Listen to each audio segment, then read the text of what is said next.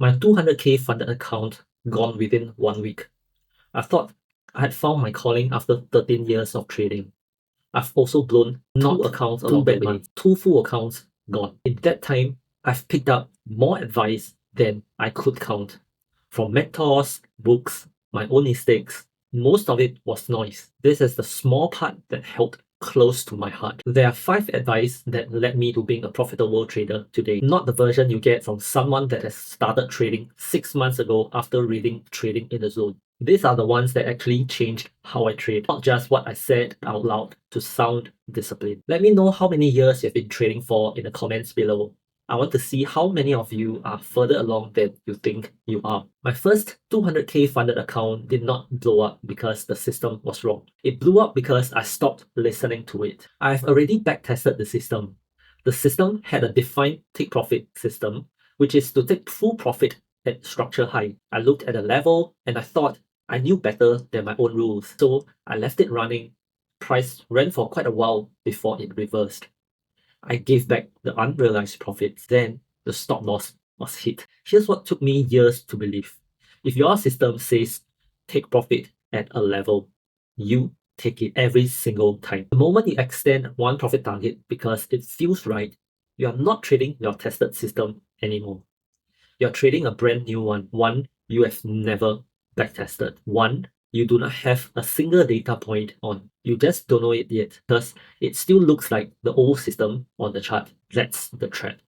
It doesn't feel like a new system. It feels like a one good decision. That one decision cost me a funded account. The next few times I caught myself doing it cost me more time than money because by then I already knew what I was doing and did it anyway. My trading rule is boring on purpose. The target hits, I close the trade. I do not watch what happened next. What the price does next is none of my business anymore. I've already got paid for the plan I tested. That one was about a single decision. The next advice took 6 years to even notice. 13 years ago, I started trading in the army. I spent the next 6 years at breakeven. I wasn't blowing up accounts, but I'm not winning either. I was stuck going nowhere, telling myself I was so close to trading success. The reason took me way too long to see because I kept switching systems. Here's the part almost nobody tells you about when you're starting out. A genuinely profitable system still loses money. It goes into drawdown. That is not a system failing. That is the system breathing. Same as a business paying rent and staff before it makes a single sale. The expenses comes first, but that doesn't mean the business is broken. If you don't let that drawdown happen, if you panic the moment it dips and go looking for a new system, you reset the clock completely. You gotta find a new system, collect new data set, do a new batch of backtesting, experience a new set of drawdown. You'll be repeating the cycle over and over again. The same mistake, wearing a different system's name each time. I trusted mine when I recorded 1000 backtested trades. That's when I was able to sit through a long period of drawdown without doubting it. 19% win rate, 6.34R average winner, 2.76R average drawdown. That is the deal I signed up for. I only profit 1 out of every 5 trades. Winners are often small, but when I catch the trend, they are big winners. Once I stopped switching, the account finally started moving. Not because the new system was far better than the old ones, because it was the same one that allows time and probability to work as intended. If you're early into trading, do not go straight for the low win rate and high RR kind of system I just described. There will be long stretches of drawdowns before it pays off. That will break you before you ever get to the number of trades in to know if it even works. Start with the opposite.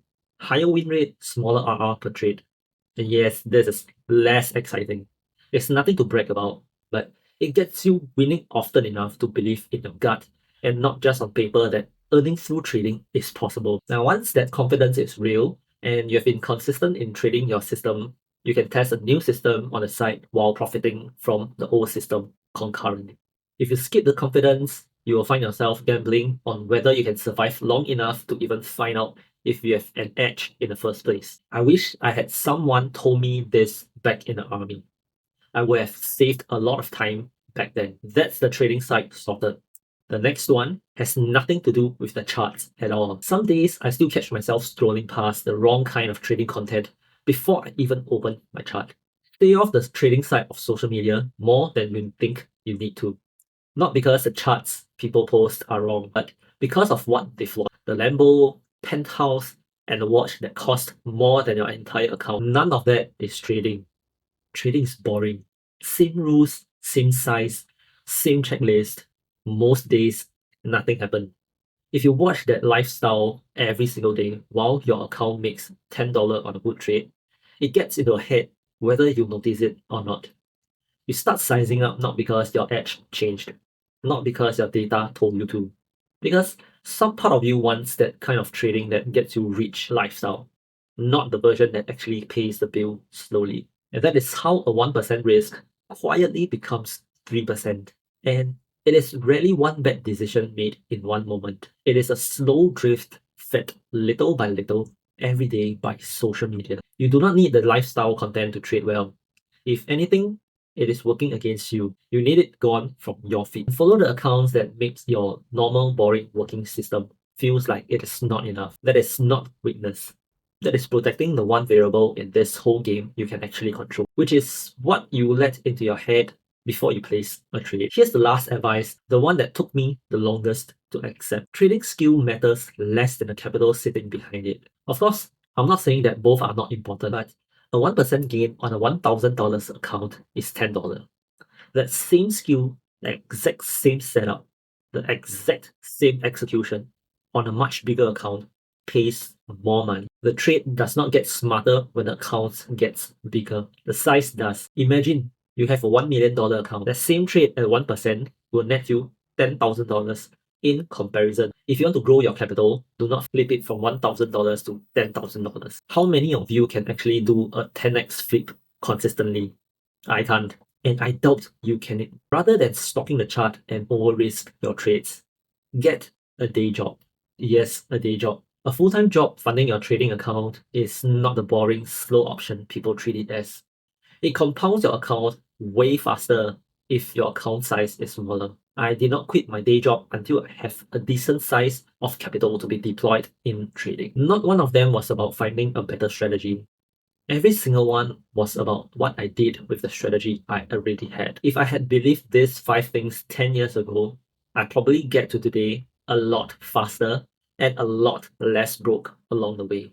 If you want to see where you need improving and not guessing based on how a week felt, I got a free trade journal in the description below. It is built off the same numbers behind everything. I'll see you in the next one.